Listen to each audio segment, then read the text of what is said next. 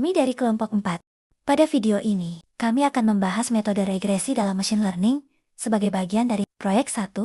Regresi adalah metode statistik dan machine learning yang digunakan untuk memprediksi nilai numerik atau kontinu. Metode ini digunakan untuk menentukan hubungan antara variabel input dan output. Tujuan dari regresi adalah untuk mengetahui hubungan antar variabel, melakukan prediksi berdasarkan data, serta membantu pengambilan keputusan berbasis data. Konsep variabel dalam regresi terdapat dua jenis variabel, yaitu variabel independen dan variabel dependen. Variabel independen merupakan faktor penyebab, sedangkan variabel dependen merupakan hasil yang diprediksi. Contohnya, kualitas tidur.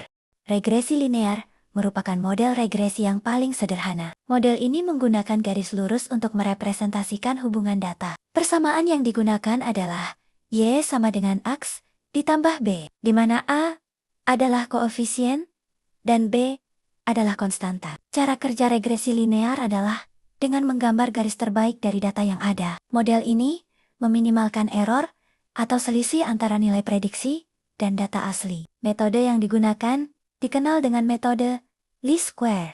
Pada proyek 1, dataset yang digunakan adalah data kuesioner psikologis. Variabel yang digunakan meliputi tingkat kecemasan, kualitas tidur, dan tekanan kerja. Output yang dihasilkan adalah tingkat stres dalam proses training. Data dibagi menjadi data training dan data testing. Model belajar dari data training untuk menyesuaikan parameter agar menghasilkan prediksi yang akurat.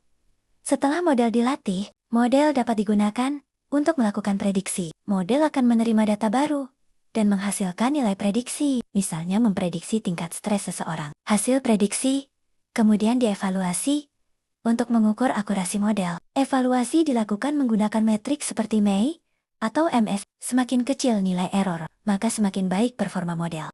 Data biasanya ditampilkan dalam bentuk grafik seperti scatter plot. Garis regresi digunakan untuk menunjukkan pola hubungan antar data, sehingga mempermudah dalam memahami hasil analisis. Kelebihan regresi antara lain mudah dipahami dan diimplementasikan, memiliki proses training yang cepat, serta cocok digunakan untuk data yang sederhana. Namun, regresi juga memiliki kekurangan. Model ini kurang akurat untuk hubungan yang tidak linear, sensitif terhadap outlier, dan membutuhkan data yang bersih.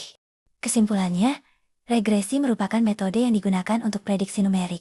Metode ini membantu dalam analisis data dan pengambilan keputusan, serta digunakan dalam proyek 1 untuk memprediksi tingkat stres. Sekian penjelasan mengenai metode regresi. Terima kasih.